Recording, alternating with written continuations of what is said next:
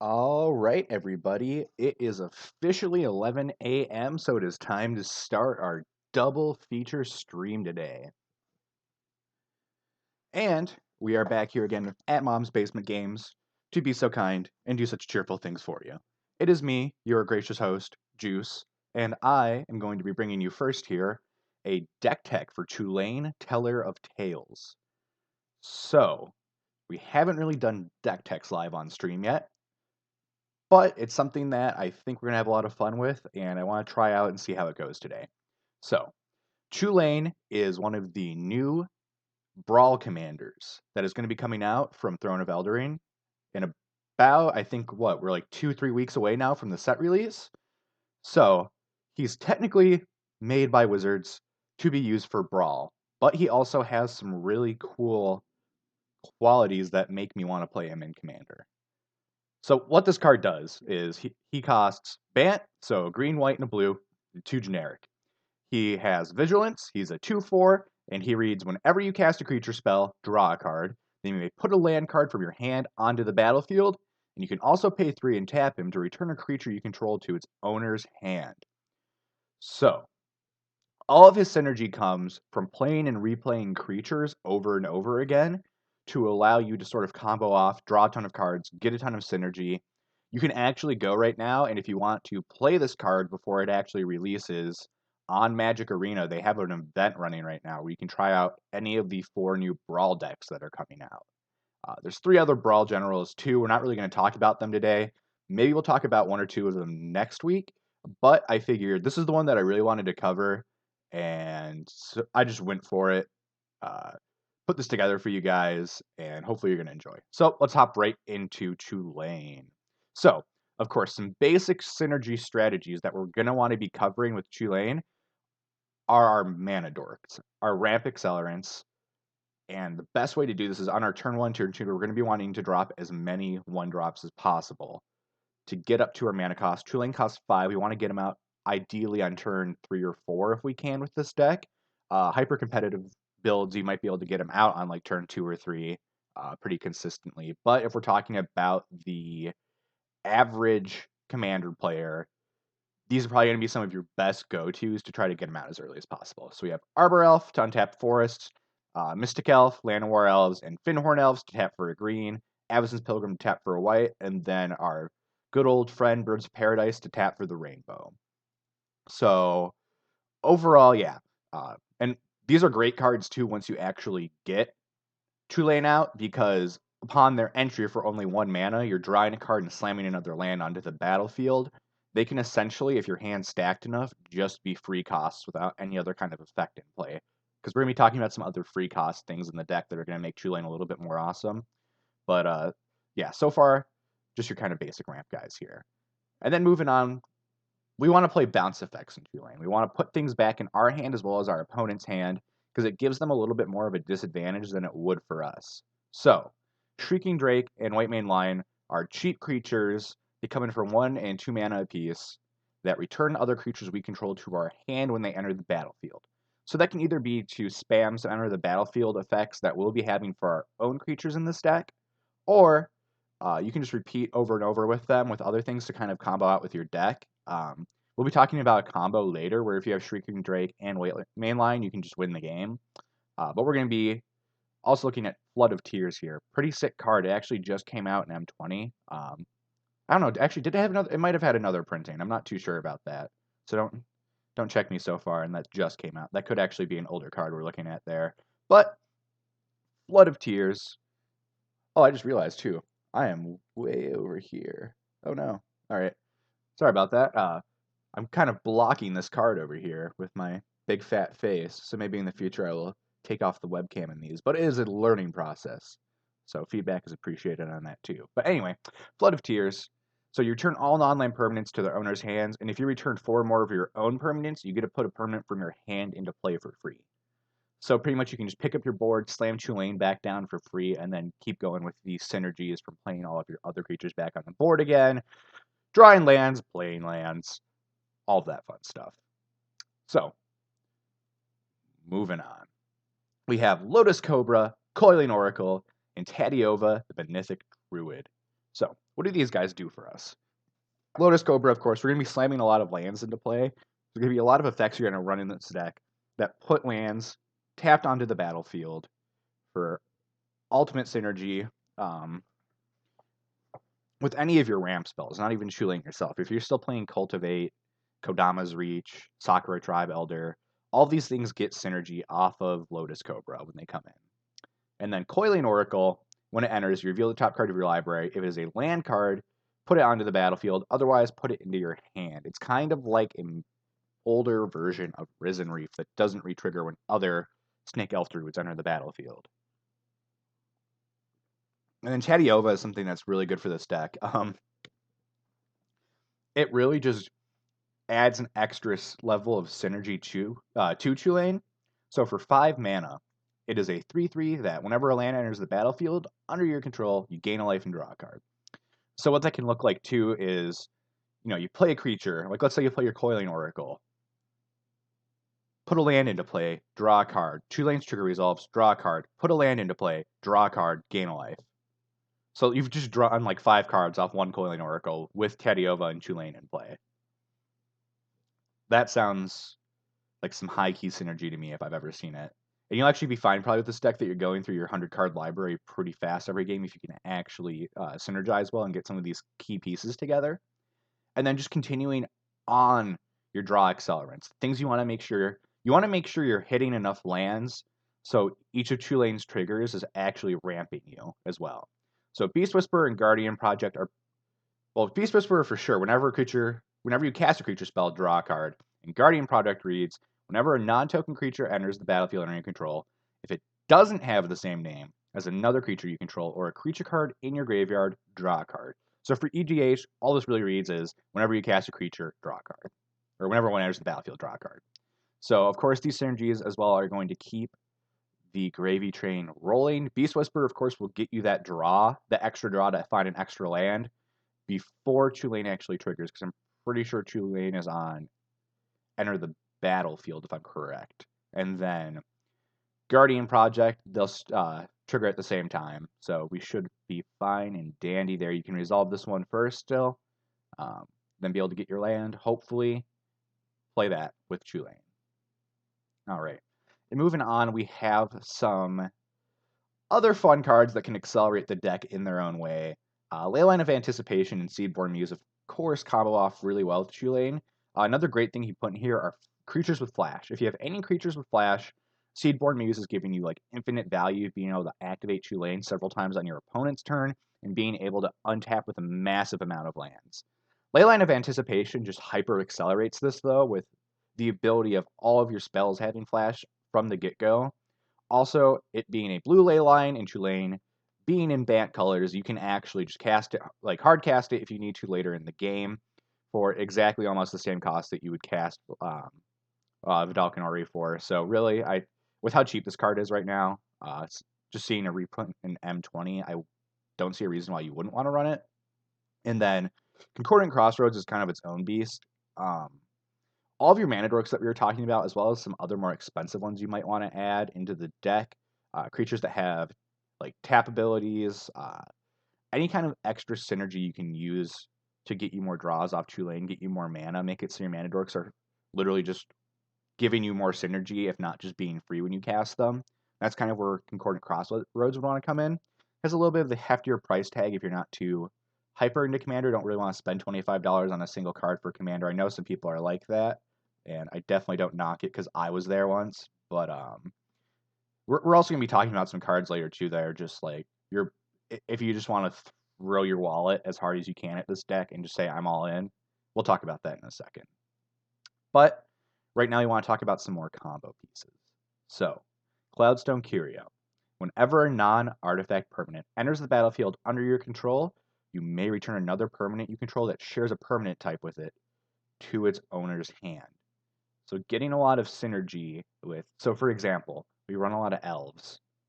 So whenever you're casting your mana dorks, just keep bouncing your mana dorks back to your hand, casting them for 1, getting tons of draw, synergy, land drops. If you have, like we were just talking about, Concordant Crossroads on the battlefield and you're tapping them for a green mana and cycling them infinitely, that's just game. If you have literally Llanowar elves, Finhorn elves, Birds of Paradise, any of those, or not, I guess birds wouldn't work.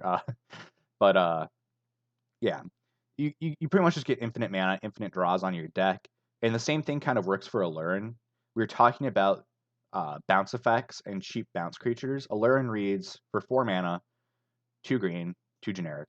Any player may play creature cards with converted mana cost 3 or less without paying their mana cost and as though they had flash.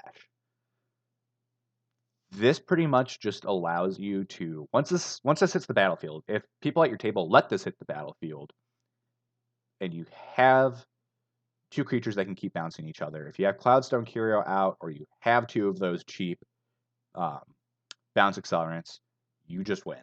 In response to anything your opponents can do, you can just combo off. And how are we going to combo off when you draw your entire deck? Lab Maniac, of course. So if you don't know what Lab Maniac does, it says if you draw a card while your library has no cards in it, you win the game instead. Um, if you also want to run 2 combos, just in case you have people that play like really uh, just like exile-y hate decks where they'll search through your library and try to get rid of all your combo pieces. If you are one of those spike players like me and people at your table hate you indefinitely for the amount of jank and unfairness you bring to the table whenever you sit down, there is also the new Jace, whose static ability reads the same as Laboratory Maniac's ability. It can also give you some draws, mill out your opponents, mill out yourself. I wouldn't really recommend milling out yourself with this deck, so you probably want to mill out your opponents. Um, but that's also another answer to this. If you know people are going to be targeting your win conditions super hardcore, is maybe to throw a few of them in there. If you can't afford some of the super fast acceleration or counter spells that would protect your Laboratory Maniac. And then, of course, if you just want another win condition in your deck that doesn't actually go along with the combo draw your deck plan, I found that the generate a trillion mana, like we've been talking about, an excess of mana, and then slap down a Craterhoof Behemoth with like your 13 mana dorks on board might be kind of good. I don't know. Some people say that's good, swinging for like, a couple hundred, but it's up to personal opinion. But yeah, Craterhoof Behemoth, 8 mana, 3 green, 5 generic. If you don't know what he does, he is a 5/5 haster, and when he enters the battlefield, creatures you control gain trample and get +X until end of turn, where X is the number of creatures you control. So that's kind of where the great synergies start here, of once you're starting to build up your board state with Chulane, when you're starting to cast these mana dorks for essentially free, get all these synergies, keep drawing through your deck. This is going to be one of your other large finishers if you're not going for the draw out your deck to win game plan. That's the one I'd recommend the most, because this one also has a hefty mana cost, which means you're going to have to save up some extra mana. And this one might have to be you pass your turn and wait till your next turn to cast it. That just leaves open like so many like removal board wipes. There's so many things that can go wrong when you like pass a full turn cycle after you've just essentially slapped it all on your board and said, "Here it is, come deal with me." People are probably expecting a Craterhoof or something big at that point. There's also a more budget version of this guy, which I actually should have thrown in the slideshow, and I did not. I believe he's from M20. I'm totally blanking on his name right now, but he gives you all of your creatures get +2/+2 in trample when he enters, I think. So it's like a little baby version of this. But if you're really going for the full effect of actually being able to kill multiple people at once when you have a large board state, the Behemoth is going to really be your best choice here. So the price tag's a little heftier, like I said, for some players maybe, but it comes at a cost. Then moving on, we're gonna have kind of some creatures, spells, things you want to put in the deck that give you certain advantages. Um, Actually, I'm gonna have to take a break from the stream right now. It sounds like I have someone banging down my door. I will be right back.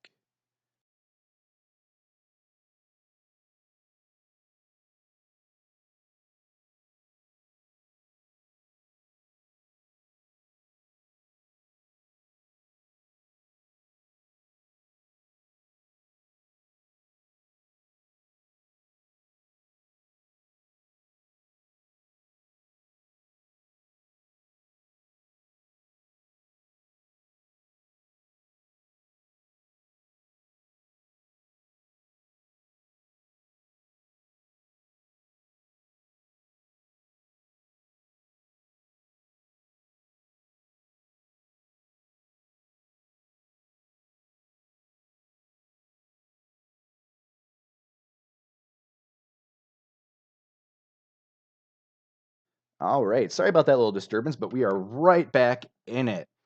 All right, so we were on some extra kind of cards you want to throw in for synergies, disruption for the board, and all-around jankiness to piss off all of your friends, make people hate you. That's one of my favorite things. I've played like stacks, hard lock decks, like super hyper accelerated combo decks. Those are like my favorite thing to play in Commander, and it pisses people off a lot when people play those. I know a lot of people that I play with personally have lots of kind of battle cruiser decks, where it's kind of like you do your own thing, you're kind of chugging along, you're trying to put big things on the board and get to your win condition at like a reasonable speed. And then when someone comes out with like this hyper accelerated combo deck or this hard lock deck that makes it so they can't cast or do anything with any of their things, people hate that a lot. Um, but if you are a miserable person like me and you like inflicting that pain onto others, let's start looking at some cards. So for 450, you can buy yourself a Collector Oof. What does Collector Oof do, you say? Well, Collector Oof is a 2-mana 2/2 that says activated abilities of artifacts cannot be activated. Have a friend that plays an artifact combo deck? Have a friend that plays a Memnarch deck? Oh, well, guess what? They're screwed now because none of their artifacts can be activated until they find some way to deal with your oof. Oof, that's a rough one. You can kill me for that pun in the comments section later if you're watching on YouTube, or if you want to yell at me on stream, feel free to yell at me on stream. That's okay. I accept any hate that comes my way. But we also have Ranger Captain of Eos. This guy has some potential for giving you some protection from your opponents, as well as giving you some synergy when he enters the battlefield. So what does this guy do for 3 mana and $17? He makes it so when he enters the battlefield, you can search your library for a creature card with CMC 1 or less, reveal it, and then put it into your hand and shuffle your library. So this essentially means you're getting any of your dorks with him. Uh, if you technically, well, yeah, you're just getting any of your dorks, really. I wouldn't really recommend putting anything else in there. Or you can get that 1 mana Drake we were talking about too for your bounce combo with him. And then also, if you sacrifice him, your opponents can't cast non-creature spells this turn. What does that mean, Josh? Oh, I'm so glad you asked. Well, that means you have indefinite protection the turn that you decide to combo off. You sacrifice your Ranger Captain of Eos right before you drop your Alurin. When you do that, all of your opponent's counter spells, all of the removals turn online. You have Alurin online, and then you combo off.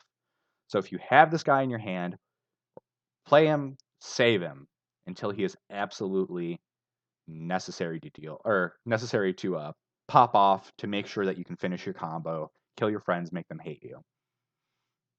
Being a newer card and not being such a staple in Commander yet, Collector Oof and Ranger Captain of Eos might not actually be even assumed to be in your deck at the table unless the people you're playing with are like super up to date on like that super spicy sauce for Commander. But if they're just kind of casual players, these might catch them by surprise. I'd say they're probably both almost necessary includes, but it just really depends on what you're playing too. If you want to add in a lot of artifact ramp in your own deck to kind of accelerate yourself even more, Signets and Soul Ring aren't exactly expensive, and they're great ways to get your early game mana ramp on. Collector Oof might not be the best for you.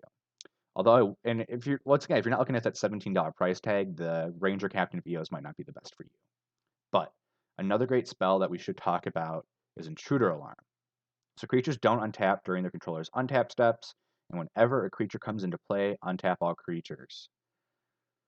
Can be a lock piece at sometimes for some opponents. If you're playing opponents that play very few creatures, and you can just like decide to hold up playing your creatures to kind of like mini Winter Orb, they're or not Winter Orb, but mini oh my god.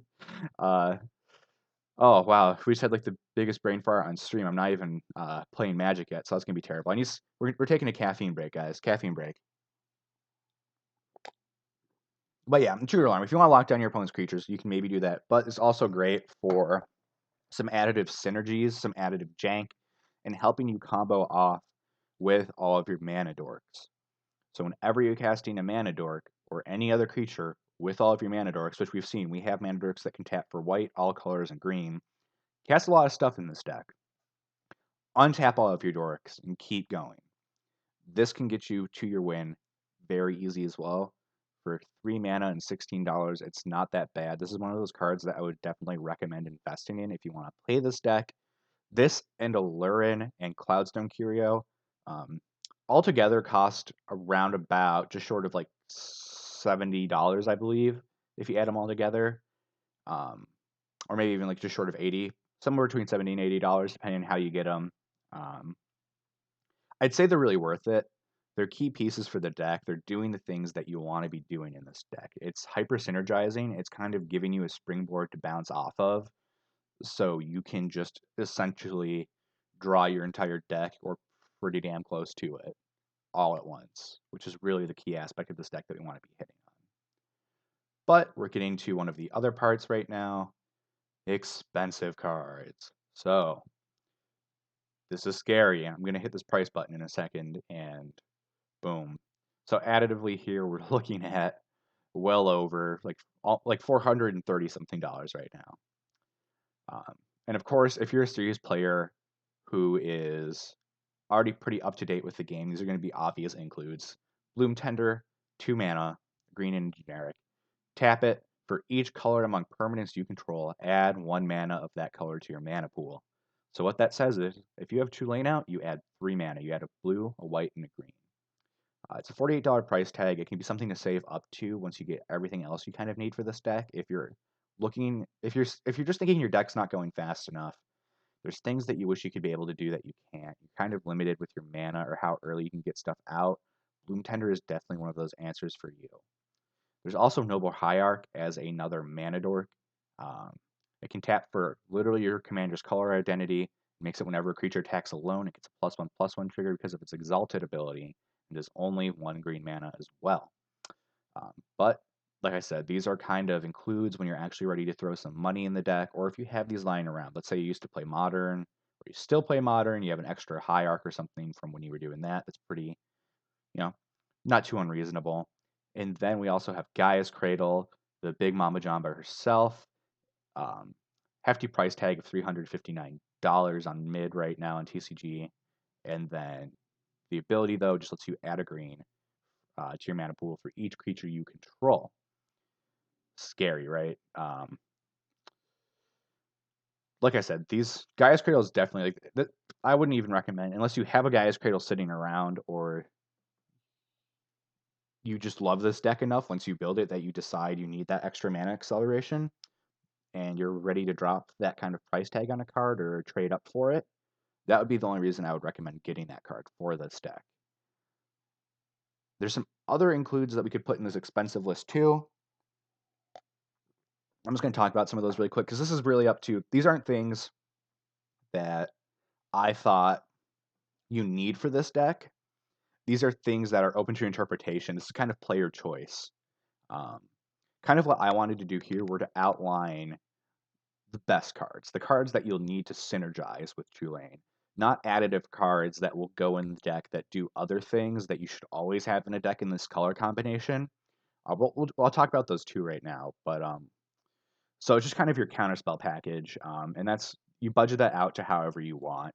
You can go as expensive as having your Force of Will, Force of Negation, Mana Drain, but if you don't feel like spending $200 on counterspells, you can just go with Counterspell, Arcane Denial, any kind of cheaper 50 cent to $1 or a couple dollar counterspell that suits your fancy in this color combination. You should always in Bant be running counterspells and some artifact and enchantment removal. And once again, just up to your budget, you'll find lots of cards that do that. I could have made slides on slides on slides of cards that you can include for that, but lots of this really just depends on your budget and what you're looking for with Chulane, how serious you want to start with it. And the same thing goes for the majority of the mana base as well. If you're not so serious, go with some tapped lands. Anything that gains you a life enters tapped. Your tricolored land, your command tower, just the basics. Evolving wilds, pretty basic stuff. And once you're looking to get more serious, maybe think about adding some shocks. Add some check lands first, maybe those are a little less expensive. Find some of the old like Innistrad or Zendikar, or not Zendikar, the oh god, what was that Return to Zendikar set? That's name I'm totally forgetting because I forget. Battle for Zendikar. Add some of those lands. Add some creature lands. Add some fun stuff first. Then maybe get up to your fetch lands as like a last thing. And then if you're super serious, that's where you get your Cradle. That's where you get your dual lands. Um, some other like fun includes would be things like Cyclonic Rift for more of a removal thing. You could put. I wouldn't recommend putting Wrath of God here for removal, but you could. Obvious reason you don't want to. Why would you want to destroy your entire board? Oh my God. Time Warp can also be good in a pinch. That's actually in the Chulane deck on Arena right now, which is the board wipe where you return a creature to your hand and then wipe the board, so you can bounce Chulane back to your hand and destroy everything else. If someone is like just targeting you hardcore and you just want to save your poor Chulane and kill everything else, that would be a good answer. But yeah, other than that, this deck is kind of up to your interpretation. You can go with the best enter the battlefield triggers that you think work with the decks synergistically with your extra creatures you'll be adding in. Best counter spells, your best artifact removal, your land base, whatever you can afford and what you think is cool, is what you should be personalizing your deck with. Because, I mean, my main emphasis with what I'm going to be doing here on the channel with these streams is not to tell you a strict deck list that you should always build with our EDH builds, but it's going to be giving you some inspiration with some base cards you should get down for these commanders and then kind of go from there. So not everybody has like the same cut and paste commander deck, because that's one of the really fun things about commander is you can throw the most random jank in your deck that no one has ever seen before, and it is actually playable. Um, Not compared to like standard or anything else that we usually play on this channel, but I mean it has its own place, and it can do a lot of good as a player, familiarizing yourself with the game even once you start throwing in these little elements that were yours that you included. And maybe along the way you realize there's better cards than what you could have put in and you can upgrade. But that's just part of the fun of Commander, and it's part of the fun of growing in Commander is being able to ideally make it your own and not just copy and paste someone else's work. Um, so that's pretty much going to do it with Chulane today, I believe. Um, so we're actually, if you're watching on the stream right now, we're going to cut out in the stream for about like 5 to 10 minutes as we rename. Oh no, it looks like, oh, while I was doing this, Abe already renamed our stream. I love you, Abe.